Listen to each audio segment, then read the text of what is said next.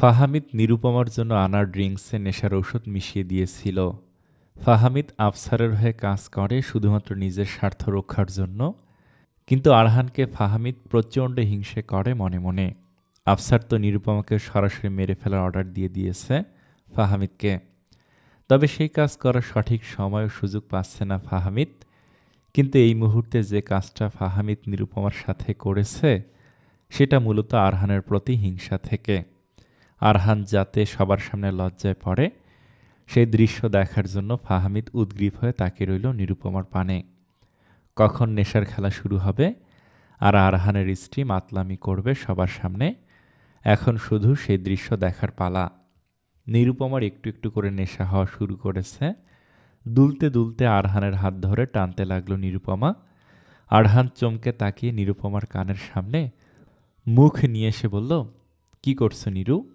নিরুপমা নেশাগ্রস্ত কণ্ঠে বলতে লাগলো, আমি বাড়ি যাব। আরহান ফিসফিস করে বলল, অনুষ্ঠান শেষ হোক তারপর যাব। নিরুপমা ছটফট করতে করতে বলে, না, আমি এখনই বাড়ি যাব। আরহান আশেপাশে ভালোভাবে তাকিয়ে দেখল কেউ এখনও তাদের লক্ষ্য করেনি। আরহান নিরুপমাকে আড়ালে নিয়ে এসে একটু রাগী কণ্ঠে বলতে থাকে, কি শুরু করেছ নিরু? কেউ দেখলে কি মনে করবে? নিরুপমা তো আর হুঁশে নেই। দুই হাত দিয়ে আরহানের কাঁধ জড়িয়ে নিরুপমা নেশাগ্রস্ত কণ্ঠে বলতে থাকে, ওই লামিয়া কেন আপনার দিকে তাকালো? আমার একদমই ভালো লাগেনি। এখন আমাকে আদর করুন, আমি অনেক রেগে আছি। আরহান অবাক হয়ে নিরুপমার দিকে তাকিয়ে আছে। হঠাৎ করে নিরুপমা কেন এসব খাপছাড়া কথাবার্তা বলছে বুঝতে পারছে না আরহান। তবে নিরুপমার মুখ থেকে নেশার গন্ধ পেয়ে আরহান আরও অবাক হয়ে যায়। নিরু, তুমি নেশা করেছ? আরহান অবাক কণ্ঠে শুধায়। আমি ওসব নেশা ফেশা করি না, নিরুপমা নেশাগ্রস্ত কণ্ঠে বলতে থাকে। আরহান নিরুপমার বাহু চেপে ধরে বলল, তাহলে কি খেয়েছো তুমি নিরু? আমি শুধু জুস খেয়েছি, তবে ফলের জুসটা ভালো ছিল, একটু অন্যরকম টেস্ট ছিল। নিরুপমা মুচকি হেসে আরহানকে বলতে থাকে। আরহান পরিস্থিতি আঁচ করতে পেরে নিরুপমাকে নিয়ে গাড়িতে বসিয়ে কাউকে কিছু না জানিয়ে চলে আসে। অন্যদিকে ফাহামিদ আরহানকে জব্দ করতে না পেরে রাগে গজগজ করতে থাকে। আরহান গাড়ি করে বাড়িতে এসে নিরুপমাকে গাড়ি থেকে নামতে বলে। নিরুপমা নেশাগ্রস্ত অবস্থায় চিৎকার করে বলে, না, আমি নামবো না। আপনার মতো কাঠখোট্টার কোনো কথা আমি শুনবো না। আমি আমার মর্জি মতো চলবো, নাচবো, গাইবো, মজা করব। আরহানের যেন রাগের মধ্যে হাসি পাচ্ছে। আরহান নিরুপমাকে কোলে তুলে বাসায় প্রবেশ করে। অবন্তিকা অবাক হয়ে তাদের দিকে তাকিয়ে প্রশ্ন করে, কি হয়েছে নিরুর? আফসারও ড্রয়িং রুমে বসে রয়েছিল, আর চোখে তাকিয়ে সব লক্ষ্য করছে সে। আরহান পরিস্থিতি সামলানোর জন্য মিথ্যে বলে, কিছু না মা, নিরু একটু অসুস্থ হয়ে পড়েছে, সেই জন্য আমি অনুষ্ঠানের মাঝেই ওকে কোলে নিয়ে বাসায় এসে পড়েছি। কিন্তু নিরুপমা হাটে হাড়ি ভেঙে আরহানের কোলে থাকা অবস্থায় জোরে জোরে বলে ওঠে, আমার কিছু হয়নি মামনি, আমি একদম সুস্থ। তোমার ছেলে তার বুড়ো খাটাস বাবার ভয়ে মিথ্যে কথা বলছে। নিরুপমার কথায় আরহান থতমত খেয়ে যায়। নিরুপমার মুখ চেপে আফসারের দিকে তাকিয়ে বলে, বাবা আমি দুঃখিত, নিরু নিজের হুঁশে নেই। আফসার রেগে হুঙ্কার দিয়ে ওঠে। নিরুপমা আরহানের হাত মুখ থেকে সরিয়ে বলে, দেখো দেখো, আমার পাজি শ্বশুরটা আবার খেপেছে। আরহান তার বাবার কাছে আবার মাফ চেয়ে এক প্রকার দৌড় দিয়েই নিজেকে নিরুর রুমে নিয়ে এসে দরজা লক করে দেয়। নিরুপমাকে বিছানায় বসিয়ে দিয়ে তার দিকে রাগান্বিত দৃষ্টিতে তাকিয়ে থাকে। নিরুপমা সেটা পাত্তা না দিয়েই বিছানায় শুয়ে পড়ে। আরহান নিরুপমাকে জোর করে উঠিয়ে বাথরুমে নিয়ে যায়। শাওয়ার ছেড়ে দিয়ে নিরুপমার মাথায় পানি ঢেলে নেশা কমানোর চেষ্টা করতে থাকে। নিরুপমা পানির ছোঁয়া পেয়ে চেঁচিয়ে ওঠে, আমি গোসল করব না, শাওয়ার বন্ধ করুন, আমার ঠান্ডা লাগছে। নিরুপমার জর্জেটের শাড়ি পানিতে ভিজে তার শরীরের সাথে পুরো লেপ্টে গেছে। এই মুহূর্তে আরহানের কাছে নিরুপমাকে খুবই আবেদনময়ী লাগছে। আরহান নিজেকে কন্ট্রোল করার জন্য অন্যদিকে চেয়ে আছে। নিরুপমা আহ্লাদি সুরে বলতে থাকে, আমাকে আদর করবেন না মিস্টার মেজর? নিরুপমার এই আহ্লাদি কণ্ঠস্বর আরহানের জানা আছে। এভাবেই তো সে আরহানকে নিজের দিকে টেনেছে, নিজের কথা মানাতে বাধ্য করেছে। নিরুপমা শীতের হাত থেকে বাঁচার জন্য শাওয়ার বন্ধ করে আরহানকে ভেজা অবস্থায় জড়িয়ে ধরে। আরহান আর নিজেকে সংযত রাখতে পারে না, নিরুপমার ঠোঁটে ঠোঁট মিলিয়ে দেয়। নিরুপমার অধর আঁকড়ে ধরে পাগলের মতো নিজের তৃষ্ণা মেটাতে থাকে। আরহান নিরুপমার ঠোঁট ছেড়ে মোহনীয় দৃষ্টিতে নিরুপমার পানে তাকিয়ে থাকে। তারপর নিরুপমাকে কোলে তুলে বিছানায় নিয়ে শুয়ে নিজেও নিরুপমার সাথে মিশে যেতে থাকে। নিরুপমার হাতের ভাঁজে হাত ডুবিয়ে গালে গলায় অজস্র চুমু দিতে থাকে। নিরুপমা বিড়ালের মতো আরহানের শরীরের সাথে লেপ্টে আছে। আরহানের সাথে তাল মিলিয়ে তাকে আরও উস্কে দিচ্ছে। রাতের অন্ধকার যত বাড়তে থাকে ততই নিরুপমা আর আরহানের ঘনিষ্ঠতা তীব্র থেকে তীব্রতর হতে থাকে। ভালোবাসার এক অন্য জগতে ডুবে যায় দুজন মানব মানবী। চারিদিক রক্তে ভেসে আছে। কিছু কিছু মানুষের আফসা আফসা মুখশ্রী আরহানের চোখের সামনে ভেসে আসছে। আরহানের হঠাৎ নিজের হাতের দিকে দৃষ্টি পড়ে। কারো রক্তে তার পুরো হাত ভিজে একাকার। কিছুক্ষণ পর পর নিরুপমার অস্পষ্ট গঙ্গানির আওয়াজ তার কানে ভেসে আসলে আরহান দৌড়ে সেই শব্দের পেছনে ছুটে যায়, কিন্তু নিরুপমাকে কোথাও খুঁজে পায় না। আরহানের প্রচণ্ড দম বন্ধ অনুভূত হতে থাকে। নিঃশ্বাস ক্রমশ বন্ধ হয়ে যেতে থাকে। আরহান চিৎকার করে লাফ দিয়ে বিছানা ছেড়ে উঠে বসে। তার সারা শরীর ঘেমে একাকার হয়ে গেছে। চোখে মুখে ভয়ের ছাপ স্পষ্ট ফুটে উঠেছে। বুক ক্রমশ ধরফর করছে। পাশে তাকিয়ে নিরুপমাকে আরামে ঘুমাতে দেখে স্বস্তির নিঃশ্বাস ফেলে আরহান। নিরুপমা বেঘরে ঘুমাচ্ছে, তার মানে সবকিছু শুধুমাত্র একটা দুঃস্বপ্ন ছিল। আরহান যেন হাঁফ ছেড়ে বাঁচে।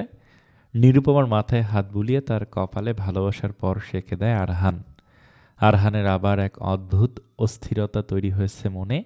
আচ্ছা, কাল নিরুপমার ড্রিঙ্কসে নেশার ঔষধ কে মিশিয়ে দিল? নিরুপমাকে সামলানোর চক্করে আরহান এই বিষয়টি নিয়ে তদন্ত করাই ভুলে গেছে। নিরুপমার ঘুম ভাঙার পর আরহান নিরুপমাকে এই বিষয়ে জিজ্ঞেস করবে। অনেক বেলা করেই নিরুপমার ঘুম ভাঙে। বিছানা ছেড়ে উঠতে গিয়ে উঠতে পারে না নিরুপমা। মাথা ভার হয়ে রয়েছে। অনেক চেষ্টা করে মাথা চেপে বিছানা ছেড়ে উঠে বসে নিরুপমা। পাশ ফিরে আরহানকে কোথাও খুঁজে পায় না। কি থেকে কি হয়ে গেল হিসেব মিলাতে পারে না নিরুপমা। নিজের শরীরে নতুন এক জামা দেখে নিরুপমা আরও চমকে যায়। মাথায় হাত রেখে কালকের কথা মনে করতে থাকে। তখনই আরহান নিরুপমার জন্য লেবু পানি নিয়ে এসে তার মুখের সামনে ধরে। এটা খেয়ে নাও, হ্যাংওভার বন্ধ হয়ে যাবে ধীরে ধীরে। আরহানের কথা শুনে নিরুপমা মাথা ছেড়ে আরহানের পানে তাকায়। জিজ্ঞাসু দৃষ্টিতে আরহানের পানে তাকিয়ে প্রশ্ন করে, কাল কি হয়েছিল? সেটা তো আমার তোমাকে জিজ্ঞেস করা দরকার নিরু। তুমি কালকে নেশা জাতীয় কিছু খেয়ে ফেলেছিলে? নিরুপমা চোখ বড় বড় করে আরহানের পানে তাকিয়ে বলে, কি বলছেন এসব? আমি কেন নেশা করব? আরহান নিরুপমার গালে আলতো করে স্পর্শ করে নরম স্বরে জিজ্ঞেস করে, আচ্ছা নিরু, একটু কষ্ট করে মনে করে বলো তো, কাল তোমাকে কেউ কিছু খেতে দিয়েছিল নাকি?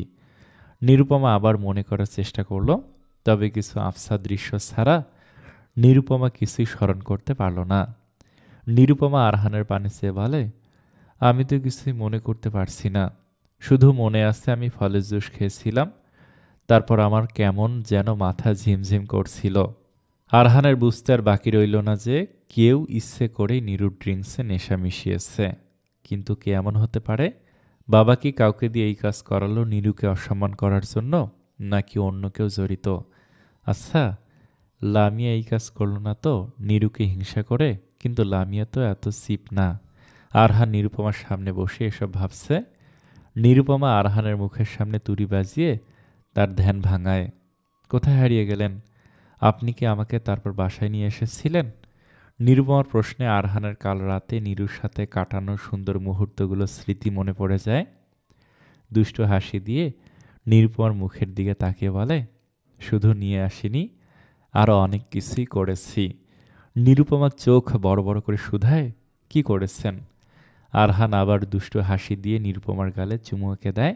নিরুপমার মুখ আপনি আপনি হা হয়ে যায়। আরহান নিরুপমার পানে চেয়ে দুষ্ট হাসি দিয়ে বলে, মুখ বন্ধ করো, না হলে তেলাপোকা ঢুকে যাবে।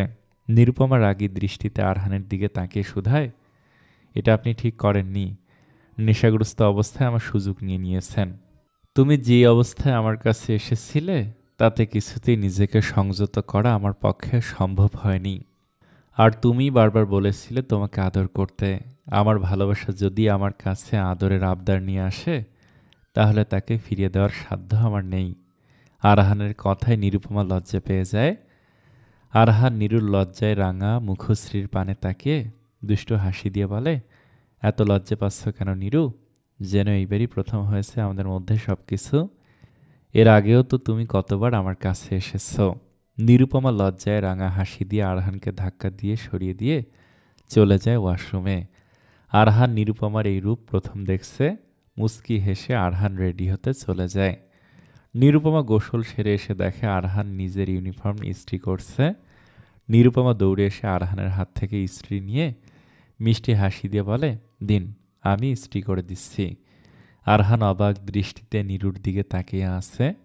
নিরুকে তার সব সময় বেয়াদব বলে মনে হয়েছে, অথচ সে যদি একটু ভালো আচরণ করত তাহলে নিরু তো সত্যি সত্যি তার যত্ন করত, অভিনয় না করে তার সব কথাই শুনত। নিজের ওপর আরহানের বড্ড রাগ অনুভূত হয়।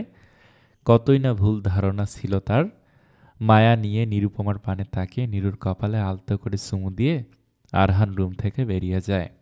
কাজ যে শেষ করে নিরুপমা ডাইনিং টেবিলের সামনে আসলে আফসার তাকে দেখা মাত্রই বকাঝকা শুরু করে দেয়। আরহান কার সাথে যেন ফোনে কথা বলছিল। হঠাৎ তার বাবার চিৎকার চেঁচামেচির আওয়াজ শুনে আরহান ফোন রেখে ডাইনিং টেবিলের সামনে গিয়ে দেখে তার বাবা নিরুপমাকে সমান তালে বকে চলেছেন। অবন্তিকা নিরুপমার সামনেই দাঁড়িয়ে আছেন, কিন্তু আফসারকে কিছু বলার সাহস পাচ্ছেন না। আরহান দৌড়ে নিরুপমার সামনে গিয়ে তাকে আড়াল করে দাঁড়ায়। গম্ভীর কণ্ঠে শুধায়, বাবা, কাল যা হয়েছে তাতে নিরুর কোনো দোষ নেই। তুমি প্লিজ নিরুকে ক্ষমা করে দাও। নিরু কালকে নিজের হুঁশে ছিল না। আরহান, তুমি এখন এই বদমাশ মেয়েকে সাপোর্ট করছো। এই মেয়ে তোমার সাথে সাথে আহসান বাড়ির মান সম্মানও ধুলে মিশিয়ে দিবে। সময় থাকতে ওকে সোজা বানাও আরহান। আফসারের কথায় আরহানের এখন তার বাবার উপরই সন্দেহ হতে লাগলো। সরু দৃষ্টিতে তার বাবার পানে তাকিয়ে আরহান সরাসরি জিজ্ঞেস করে বসল, বাবা, এসবের পেছনে বাই এনি চান্স তোমার কি কোনো হাত আছে? তুমি তো আমার নিরুকে আগে থেকে সহ্য করতে পারো না। ওকে সবার সামনে অসম্মান করার জন্য তুমি কি এই কাজ কাউকে দিয়ে করিয়েছ?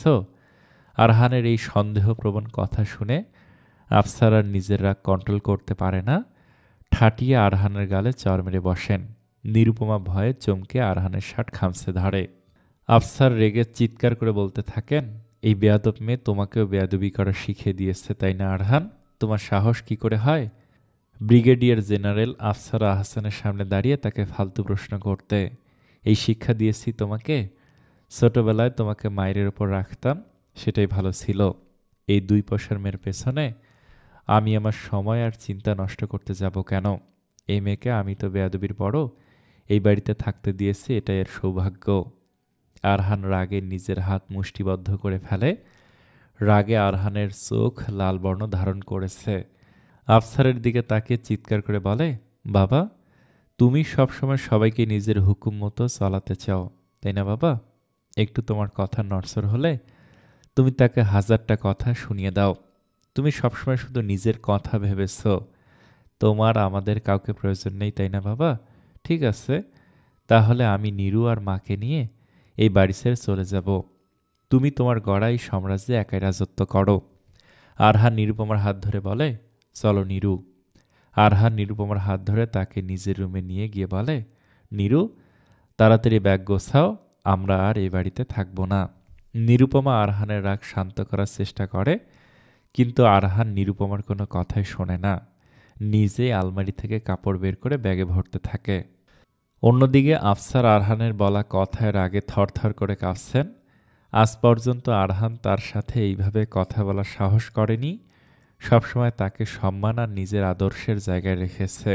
রাগে অবন্তিকার দিকে তাকে আফসার বলে, আজ যে পর্যন্ত আমার ছেলে আমার সাথে এত বেয়াদবি করার সাহস পায়নি। কে ওকে ইন্ধন জুগিয়েছে সেটা আমি খুব ভালোভাবে বুঝতে পারছি। ওই মেয়েকে বলে দিও আফসার আহসান তাকে সহজে ছেড়ে দিবে না। তারপর আগে গজগজ করতে করতে আফসার জিপে করে বেরিয়ে যায় ডিউটির উদ্দেশ্যে। আফসার যাওয়ার পর অবন্তিকে দৌড়ে আরহানের রুমে এসে দেখে নিরুপমা আরহানকে শান্ত করার চেষ্টা করছে। তবে এইবার অবন্তিকা নিরুপমাকে থামিয়ে দেয়। আরহান ব্যাগ গোছানো রেখে অবন্তিকার পানে তাকায়। অবন্তিকা নিরুপমার দিকে তাকিয়ে বলেন, এতদিন আমি শুধুমাত্র আমার ছেলের দিকে তাকিয়েই এই সংসার করেছি।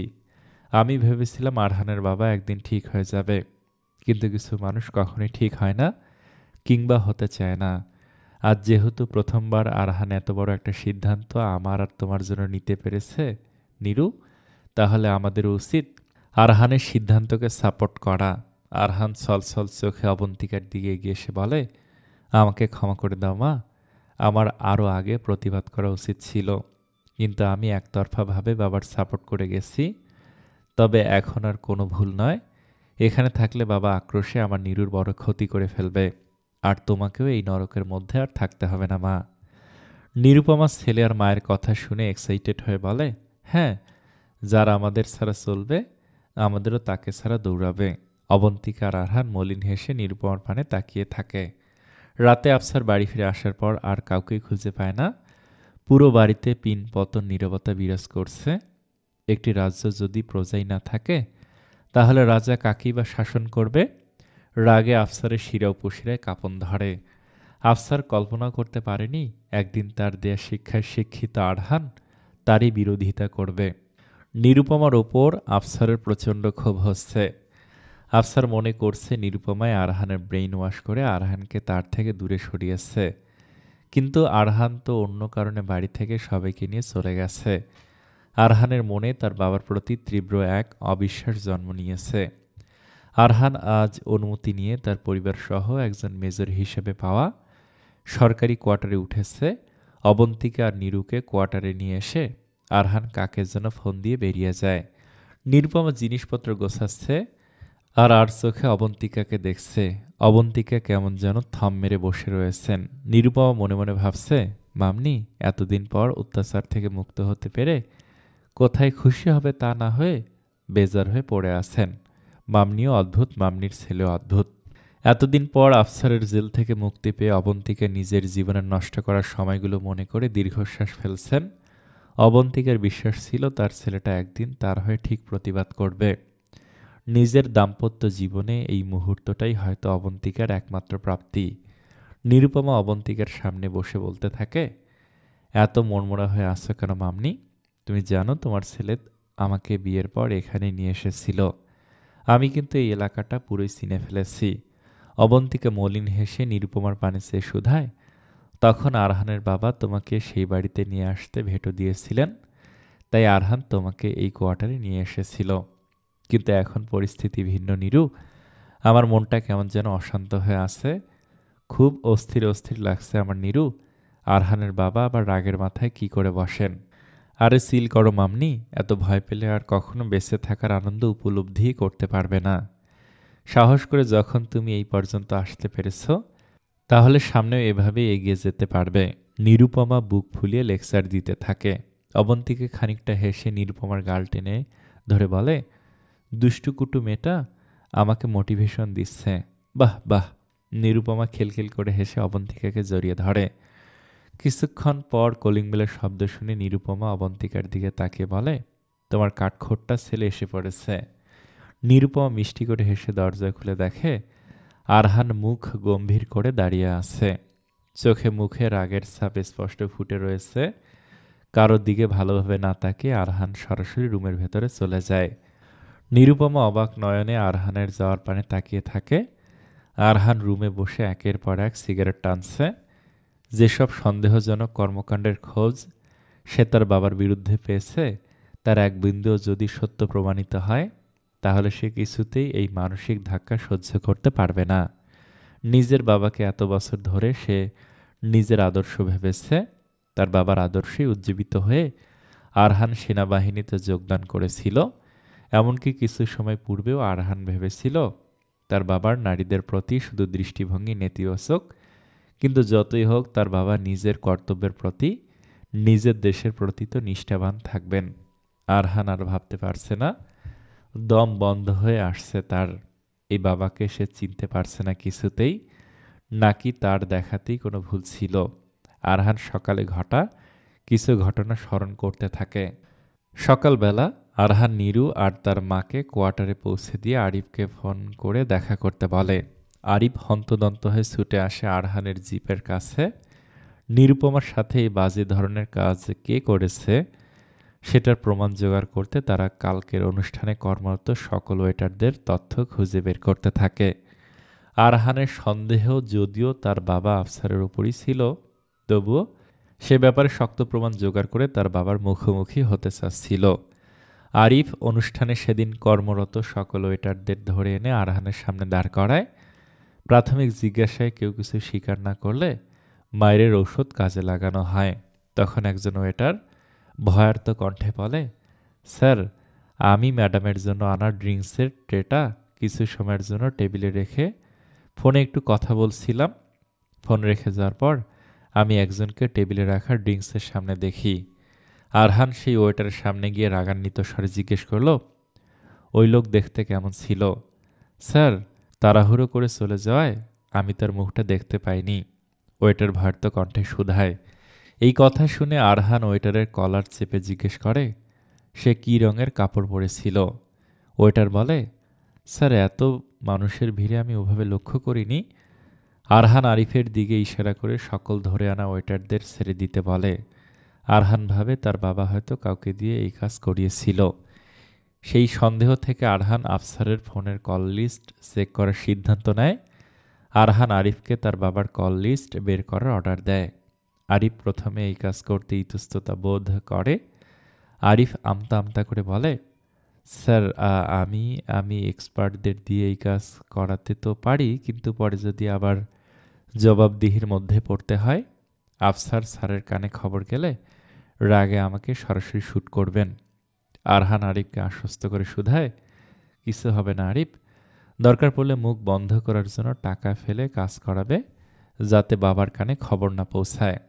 তারপরও বাবা যদি আঁচ করতে পারে তাহলে সব জবাবদিহি আমি করব। আরিফ এক পর্যায়ে রাজি হয়ে আফসারের কল লিস্ট বের করে আরহানের কাছে নিয়ে আসে। আফসারের কল লিস্ট দেখে আরহান অবাক হয়ে যায়, কেননা সেখানে মেজর ফাহমিদের ফোন নাম্বারে প্রায় অনেকবার যোগাযোগ করা হয়েছিল। আরহানের বুঝতে আর বাকি রইল না যে তার বাবা ওই লম্পট ফাহমিদকে দিয়ে এই কাজ করিয়েছে। আরহান সিদ্ধান্ত নেয় আজকেই তার বাবার সাথে সে এই বিষয়টি নিয়ে কথা বলবে। তবে আরহান কী ভেবে যেন আফসারের কল লিস্টটি আরও একবার চেক করলো।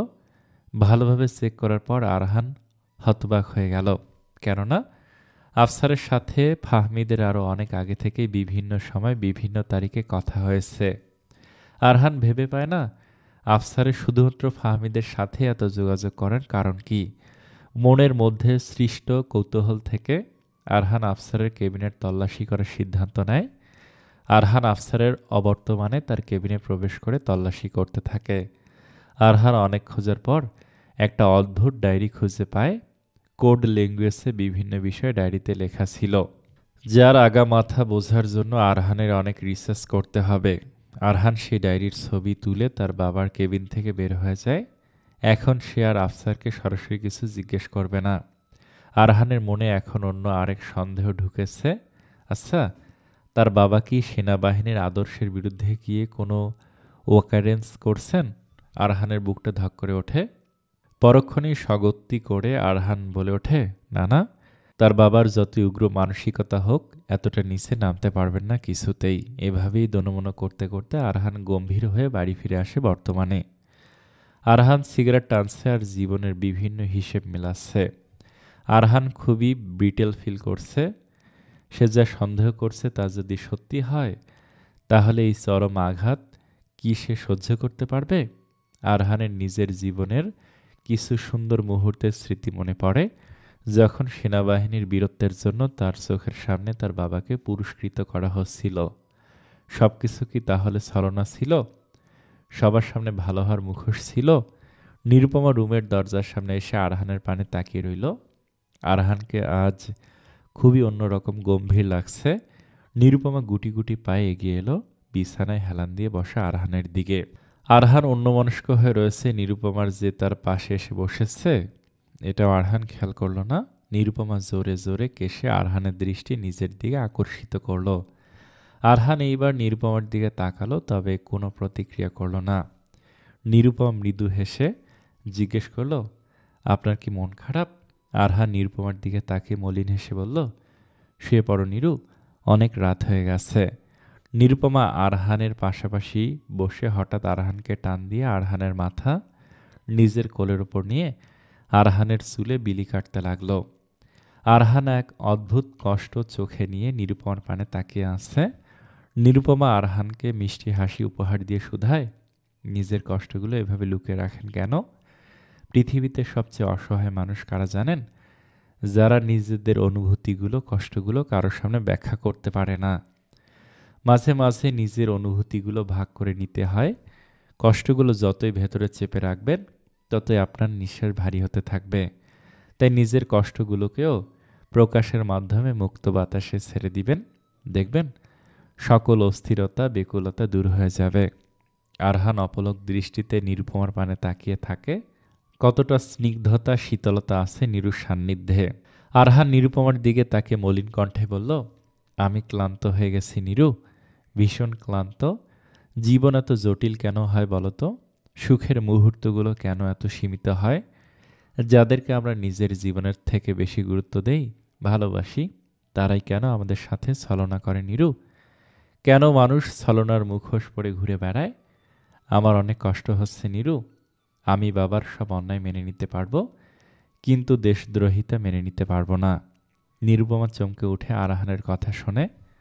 আরহানের পানে তাকিয়ে জিজ্ঞাসু দৃষ্টিতে প্রশ্ন করে, বাবা কি করেছেন? আরহান এইবার নিরুপমার কোল থেকে উঠে সোজা হয়ে বসে, গম্ভীর কণ্ঠে শুধায়, আমি বাবার একটি ডায়েরি পেয়েছি নিরু, যদিও সেখানে স্পষ্ট করে কিছু লেখা নেই, তবুও ডায়েরির লেখাগুলো ভালোভাবে পড়ে আমি একটি বিষয় আঁচ করতে পেরেছি। কি বিষয়? বাবা হয়তো নিজের স্বার্থের জন্য কিংবা টাকার, ক্ষমতার লোভে সেনাবাহিনীর আদর্শের বিরুদ্ধে গিয়ে অনেক গোপন তথ্য ফাঁস করেছেন, কিংবা আরও বিভিন্ন ওয়াকারেন্সের সাথে যুক্ত আছেন। নিরুপমা অবাক নয়নে আরহানের কথা শুনছে। আরহানের হঠাৎ কি হলো কে জানে। নিরুপমাকে জড়িয়ে ধরে আরহান নিজের ভেতরে চেপে রাখা সমস্ত কষ্টগুলো অশ্রুর মাধ্যমে মুক্ত করে দিল। আরহান কোনো শব্দ করছে না, শুধু নিঃশব্দে কান্না করছে। অশ্রুবিন্দুগুলো নিরুপমার ঘাড়ে স্পর্শ করছে।